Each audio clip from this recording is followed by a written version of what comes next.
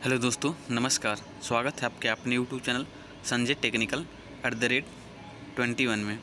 आज की इस वीडियो में हम पुनः 25 महत्वपूर्ण प्रश्नों का डिस्कशन करेंगे, जो कि आपके आने वाले किसी भी टेक्निकल एग्ज़ाम के लिए महत्वपूर्ण होगा। तो चलिए वीडियो को शुरू करते हैं। आज की इस वीडियो का पहला प्रश्न है, बड़े व्यास के बहुत छिद्र के लिए रेडियल ड्रिलिंग मशीन का प्रयोग करें। यानी कि लार्ज डायमीटर के अगर आपको ड्रिलिंग करनी हो तो यहाँ पर रेडियल ड्रिलिंग मशीन का प्रयोग करते हैं। रेडियल ड्रिलिंग मशीन से रिलेटेड एक और भी क्वेश्चन पूछा जाता है आपसे कि कौन से ड्रिलिंग मशीन को विभिन्न दिशाओं से प्रयोग कर सकते हैं।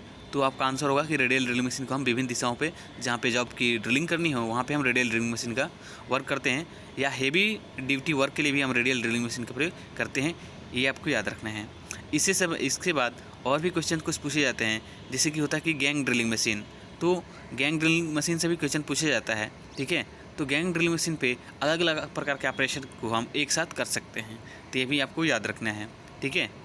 नेक्स्ट क्वेश्चन है, सामान्य ताप पर सादा कार्बन स्टील यानी कि plane carbon steel normal temperature पर प्लेन कार्बन स्टील में फेराइट, सीमेंटाइट और पियरलाइट होता है। तो ये कार्बन के स्ट्रक्चर जो होते हैं ये तीनों हैं, फेराइट, सीमेंटाइट और पियरलाइट, जो कि normal temperature plane carbon steel के नॉर्मल टेम्परेचर पर होते हैं, ठीक है।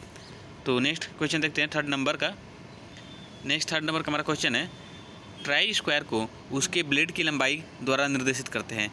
यानी कि जो ट्राई स्क्वायर होता है आपका, आप इसका प्रयोग क्या होता है पहले ये जान लेते हैं। तो ट्राई स्क्वायर का यूज़ होता है आपकी किसी भी जॉब की स्क्वायरनेस को चेक करने के लिए, उसकी सरफेस को फ्लैटनेस को चेक करने के लिए, और 90 डिग्री पे के एंगल पर उसको क्या करने के लिए, सेट करने के लिए। ये मुख्य आपके ट्राई स्क्वायर के कार्य होते हैं, ठीक है।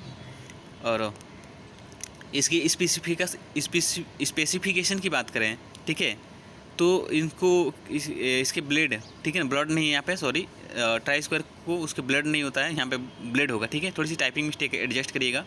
तो ट्राई स्क्वायर को उसको ब्लेड की लंबाई के द्वारा निर्देशित किया जाता है, ये आपको याद रखना है, ठीक है। और यहाँ पे क्वेश्चन पूछा जाता है ट्राई स्क्वायर के से संबंधित कुछ और भी, कि ट्राई स्क्वायर का स्टॉक जो है वो किसका बना होता है। तो यह कास्ट आयरन या आपका एल्युमिनियम का बना होता है, ये भी आपको याद रखना है, ठीक है।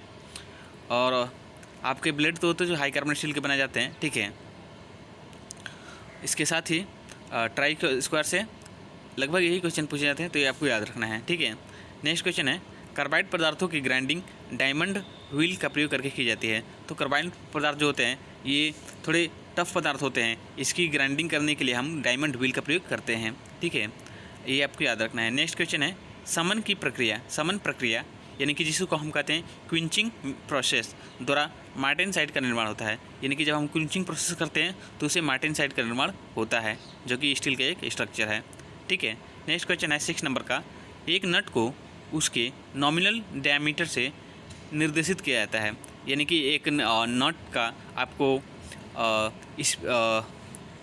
स्पेसिफिकेशन देना हो, ठीक है, तो हमें उसके नॉमिनल डायमीटर से उसका स्पेसिफिकेशन देते हैं, ठीक है, उसको नॉमिनेट करते हैं, ये आपको याद रखना है। तो इस वीडियो में बहुत ही महत्वपूर्ण क्वेश्चन ऐड किए गए हैं, बहुत ही अनकॉमन क्वेश्चन आपको देखने को मिलेंगे जो अब तक आपने नहीं देखे होंगे। तो प्लीज़ वीडियो को अंत तक देखिएगा और वीडियो को ज़्यादा से ज़्यादा तक लाइक करें अगर आपको पसंद आ रही हो इन्फॉर्मेशन तो, और दोस्तों के साथ में भी शेयर करें। चैनल पर नया तो एक बार चैनल को सब्सक्राइब कर लीजिएगा, ताकि आगे आने वाली किसी भी वीडियो का अपडेट आपको मिलता रहे, ठीक है। चलिए नेक्स्ट क्वेश्चन चलते हैं 7 नंबर क्वेश्चन है, टेपर टर्निंग अटैचमेंट के द्वारा इंटरनल और एक्सटर्नल दोनों प्रकार के टेपर काटे जाते हैं। तो टेपर टर्निंग अटैचमेंट के द्वारा हम चाहे अंदरूनी और बाहरी दोनों प्रकार के थ्रेड काट सकते हैं, ठीक है। और नॉर्मली हम इंटरनल थ्रेड काटने के लिए टैप और एक्सटर्नल थ्रेड काटने के लिए हम क्या करते हैं, डाई का प्रयोग करते हैं। तो यहाँ पे हम थ्रेड की बात कर रहे थे, जबकि इसमें टेपर टर्निंग अटैचमेंट के द्वारा टेपर की बात की गई है, तो ये आपको याद रखना है।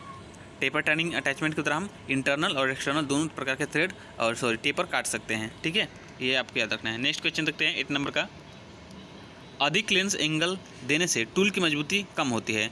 यानी कि अगर क्लीयरेंस एंगल बहुत ही कम होगा तो आपकी जो कटिंग टूल्स है उसकी स्ट्रेंथ जो होती है उसमें कमी आएगी, तो ये आपको याद रखना है, ठीक है।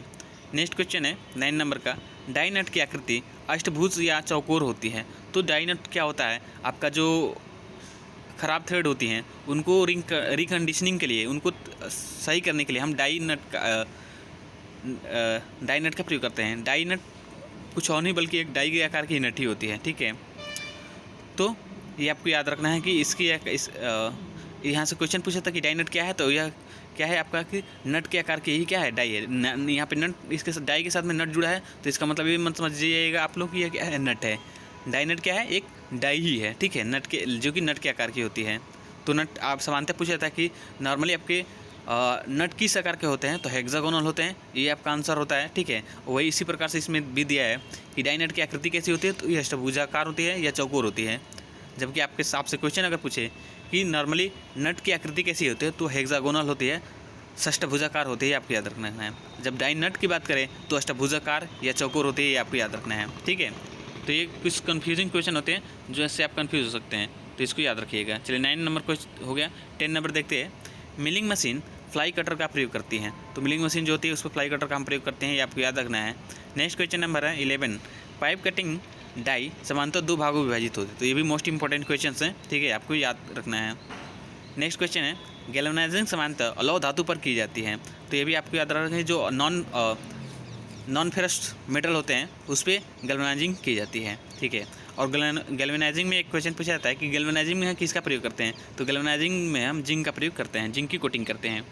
ठीक है, नेक्स्ट क्वेश्चन है 30 नंबर का। नक्कल थ्रेड का एंगल 30 डिग्री होता है। ठीक है, और इसके साथ ही आपसे पूछा जाता है कि एकमी थ्रेड, इसका एंगल कितना होता है, तो एकमी थ्रेड का एंगल होता है 29 डिग्री, ये भी आपको याद रखना है। स्क्वायर थ्रेड की बात करें तो इसका एंगल होता है 90 डिग्री। ठीक है, ये आपको याद रखने हैं। इसके साथ ही BA थ्रेड हो गया, तो BA थ्रेड का होता है 47.5 डिग्री, ये आपको याद रखेंगे। BSP, ठीक है, BSP का होता है आपका 55 डिग्री, तो ये आपको याद रखना है। नेक्स्ट क्वेश्चन है 40 नंबर। डायल गेज समांतर 0.25 मिलीमीटर से 300 मिलीमीटर की रेंज में मापन करता है, ये आपको याद रखना है कि जो डायल गेज होता है आपका 0.25 से लेकर के 300 मिलीमीटर की सीमा में मापन करता है, उसकी रेंज में ही, इसके बीच में ही यह क्या करता है, माप लेता है। नेक्स्ट डायल गेज में क्या होता है, एक डायल होता है, ठीक है, जिसके द्वारा हम सरफेस की मतलब कि अनियमितताओं को चेक कर सकते हैं। सरफेस पे किस प्रकार की जैसे कि सरफेस को मतलब चेक करने के लिए हम डायल गेज का प्रयोग करते हैं नॉर्मली, और इसमें एक डायल होता है जिसके ऊपर एक आपका कंपास लगा, तो वही उसकी रीडिंग, उसकी मदद से हम उसकी रीडिंग को लेते हैं। ठीक है, और इससे माप जो है 0.25 मिलीमीटर से लेकर के 300 मिलीमीटर की रेंज में हम ले सकते हैं, ये आपको याद रखना है। नेक्स्ट क्वेश्चन है सोडियम का प्रयोग स्टील की मिश्र धातु में नहीं होता है, तो सोडियम एक ऐसी धातु है जिसका प्रयोग हम स्टील की एलॉय बनाते हैं, तो उसमें हम नहीं करते हैं। ठीक है, नेक्स्ट क्वेश्चन है मशीन शाफ्ट कपलिंग में समांतर हेडलेस टेपर बोल्ट का प्रयोग किया जाता है, तो ये आपको याद रखना है कि मशीन शाफ्ट कपलिंग में हम हेडलेस टेपर बोल्ट का प्रयोग करते हैं। ठीक है, नेक्स्ट क्वेश्चन रखते हैं 17 नंबर का। गो और नो गो लिमिट गेज के प्रकार है, तो जो गो और नो गो ये लिमिट गेज के प्रकार है, आपको याद रखना है।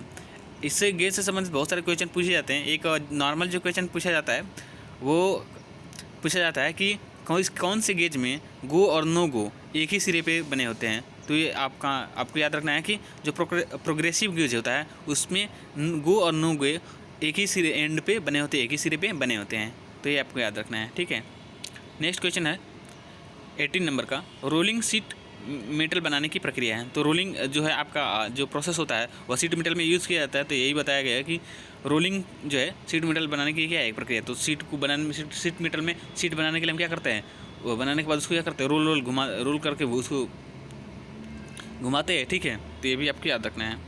और यहाँ से क्वेश्चन पूछे सीट मेटल से कॉमन बहुत ही क्वेश्चन है कि सीट मेटल में कौन से हैमर का प्रयोग करते हैं, ये आज की वीडियो में आपको आंसर करके बताना है। ठीक है, ये आपके लोगों के लिए एक है क्वेश्चन है आज का।